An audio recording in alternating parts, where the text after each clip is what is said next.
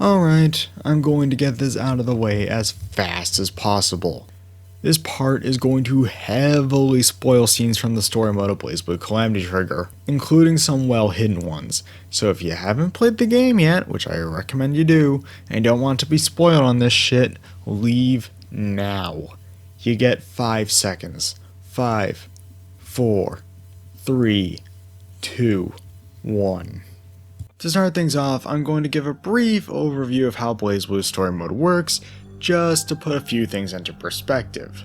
The story mode itself starts off with an opening movie which splits into 10 different character stories, and after those are cleared at least once, you unlock the boss character stories. And after clearing those, the true ending opens up, and after that you're done. But to add to the insanity, each character has at least 2 endings you can get, some being more important than others in terms of plot relevance.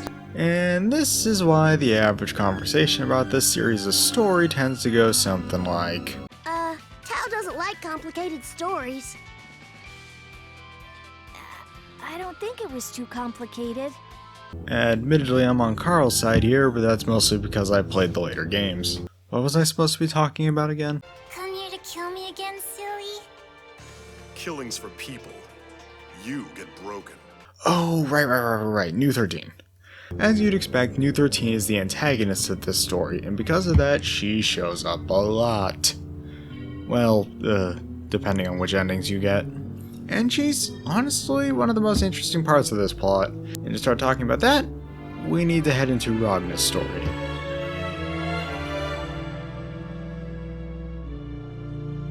Ragna's story in Calamity Trigger mainly serves as a semi-introduction to story mode, with it containing pretty much everything you need to know to get all the endings in other stories. Unfortunately, as with most of this game, how to get most of them isn't explained in the slightest, but I digress. How to get the joke ending is pretty obvious, just pick the second option in the dialogue choice, but that ending's not really important to this discussion. What is important, though, is the trio of endings you can get from the first option. The easiest of those endings to obtain being the first on deck to talk about. After beating Jin and surviving against,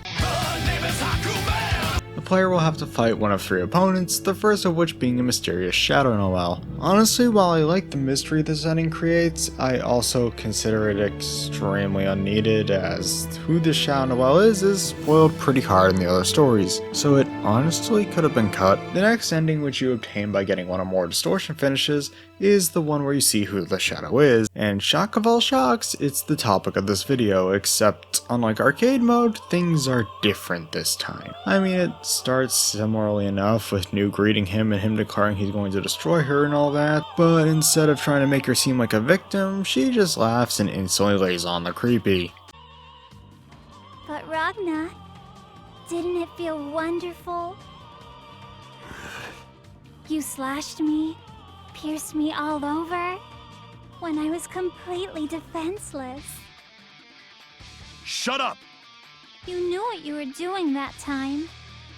Well, I gave up on this video being PG a while ago, so fair enough, I guess. Anyways, she then proceeds to try to get him to join the dark side, even saying she'll do anything for him. What?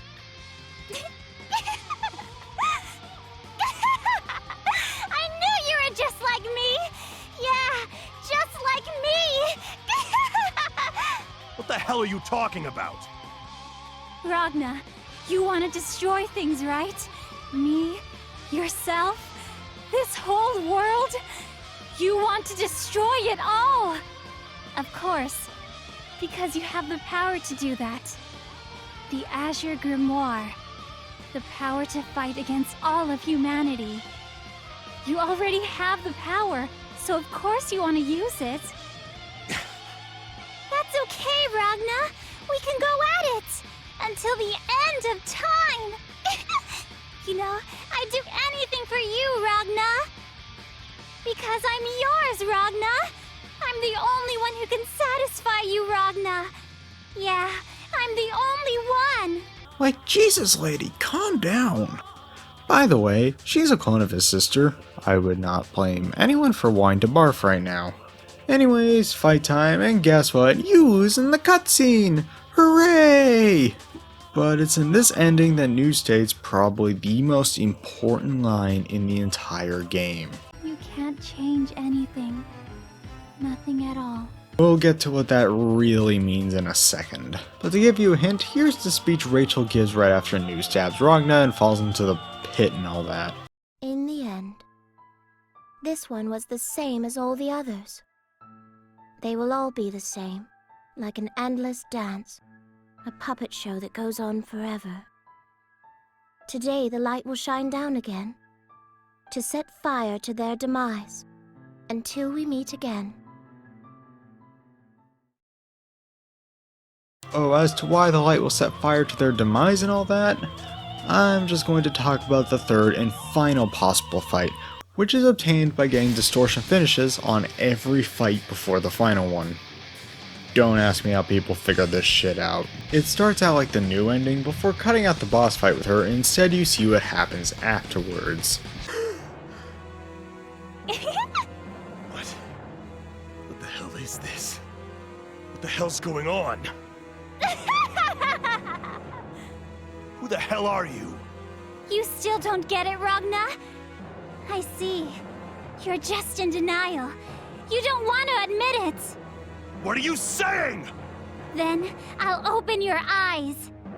I'll show you what I am to you.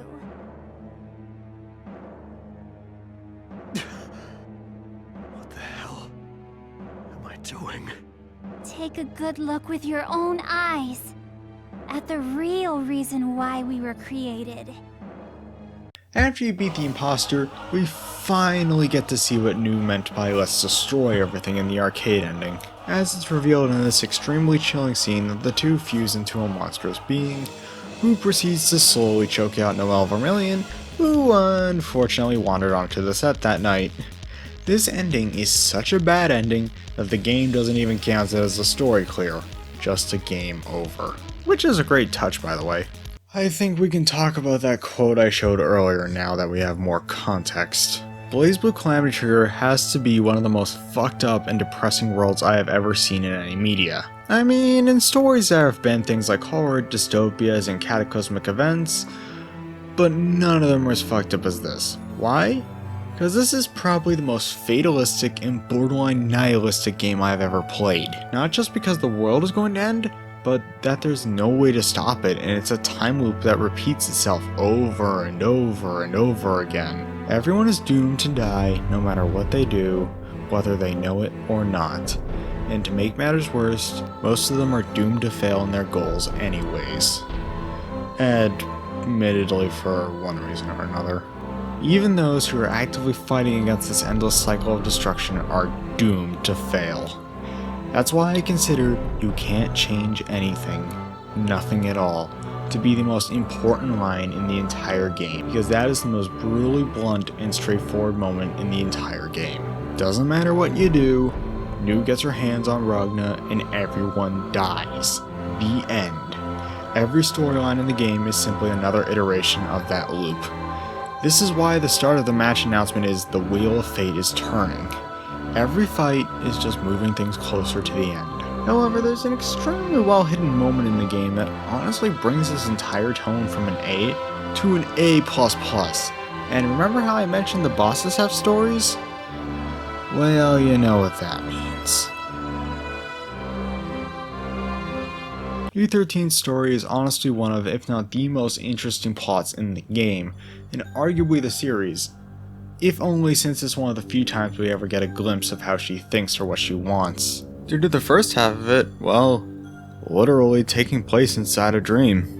And right from the first encounter, things get interesting, as she helps Carl find his sister when she gets lost, smiling at the fact. However, things as you would expect take a turn when Carl comes back looking to dissect her, and Nu proceeds to commit murder on the small child. Next up in the story, we meet Jin, who's not being a total prick for once. This is very concerning. And starts to talk to Nu as if he knows her and saying that brother is looking for her. After Nu asks in confusion that brother is looking for her, the tone shifts and she has a flashback to her last meeting with Ragna. Before this happens. You scum! The world will never accept you! Situation unknown. Resolution searching. Undetermined. I don't understand. Shut up! You're an eyesore. Eyesore!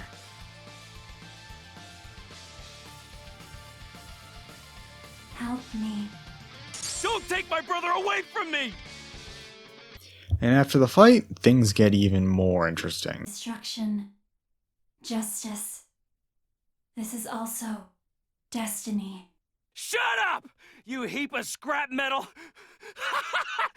Your entire life is a fabrication! Fabrication?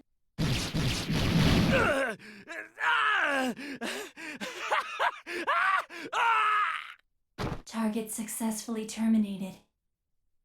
Right?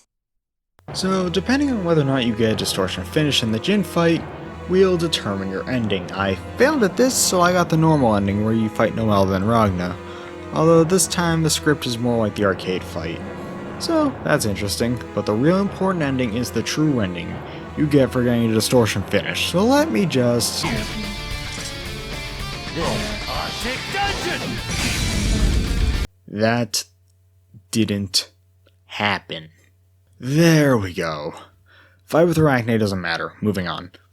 But what does is what happens next. Nu finds herself in a mysterious void, which, as explained in Rachel's story, is the space between timelines, or some shit like that, where she meets Rachel and as some sort of test they do battle.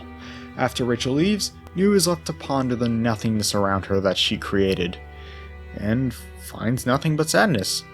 She won. She got everything she ever wanted, yet still finds no happiness or accomplishment. No nothing. In this twisted world, even the victor lost. Fittingly enough, the song that plays in the background is called Limited Again, which plays as the arcade mode credits theme for characters like Rachel and Ragna who have a somber ending cutscene. Nu-13, while on the surface, is a fucked up sociopath, which is accurate, mind you. But when you dig deeper, you realize how tragic her story actually is. It's the story of one whose hatred created a terrible world where nothing matters, no matter what you do, and nobody wins. Not even its creator. And even when the loop is finally broken in the true ending, she doesn't find happiness and is left all alone in the boundary. So, before I sign off, I'd like to thank everyone for making part 1 of this the fastest growing video on the channel. Even though I only consider video making a hobby and it will probably only ever be that, it means a lot. So seriously, thank you all so much. Have a nice whatever time of day it is, and I'll hopefully see you next time.